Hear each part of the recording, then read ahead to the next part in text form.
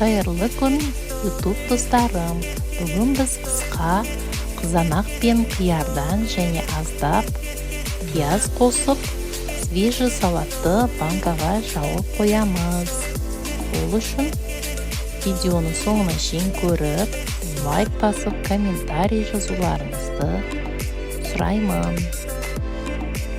Ең алдымен қызанақты, қиярды және пиязды жақсылап жуып, ашып, дайындап аламыз.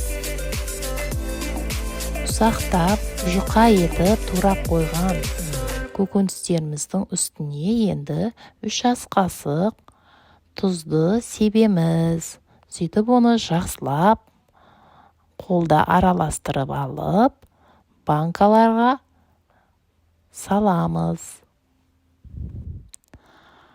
2 бас сарымсақ пиязды да ұсақтап, турап салатымызға қосамыз. Одан кейін 2 полугорки деген болгар бұрышы бар еді. Соны да ұсақтап, турап қостық, дәмін кіргізу үшін. Бұл полугорки бұрыш дегеніміз тым ащы да емес екен. Енді біз үлкен қасықпенен алып, банкаларға саламыз.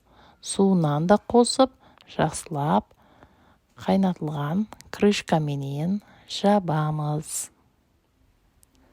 Витаминге және минералды тұзға өте бай бұл салатты қыста пайдалану үшін жазда әрекет етіп, осылай банкаларға жауып қоямыз. Осы бір шара свежий салаттан менде 2 литрлік 5 банка толып шықты.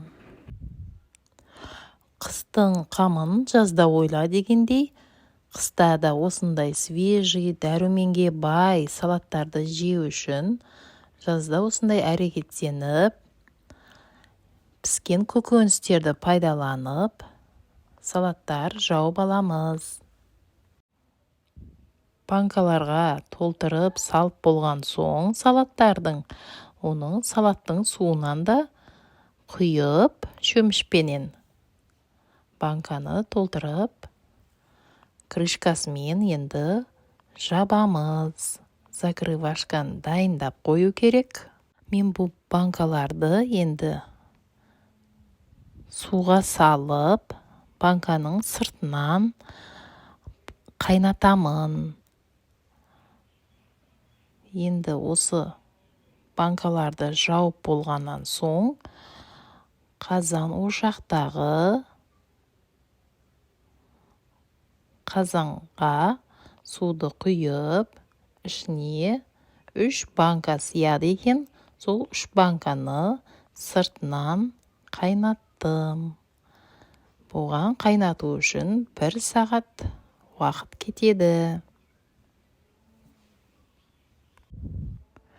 Егерде сіз газге қайнататын болсаңыз, шұңғылдау шара немесе шұңғыл ыдыстан алып, соның ішіне банкаларды қатарластырып қойып, астына от жағып қайнатасыз.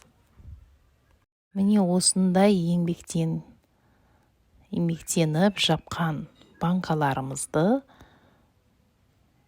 енді бұны төңкеріп, 1 сөткеге төңкеріп қою керек. Ал енді сыртынан қайнатқан кезде үстін шамалы ауырлау ыдыспен бастырып қойдық. Осылайша жазда еңбек етсеңіз, қыста дәмді салатты, дәруменді салатты жейтін боласыздар. Видеоны соңына шейін көргендеріңіз үшін рахмет. Және де видеом ұнап жатса лайк басуды, комментарий жазуды қалдыруды ұмытпаңыздар. Және де достарыңызбен бөлісіп, осы видеомды достарыңызға жіберіп қойсаңыздар. Менің қазақ тілді контентімнің жүруіне өз үлестеріңізді қосыңыздар. Енді кезекте банкаларды төңкеріп қойғаннан соң, оны жылы тұру үшін үстіне көрпешені жауып, дымдап қою керек бір күнге. Келесі видеода кездескенше сау-саламатте болыңыздар.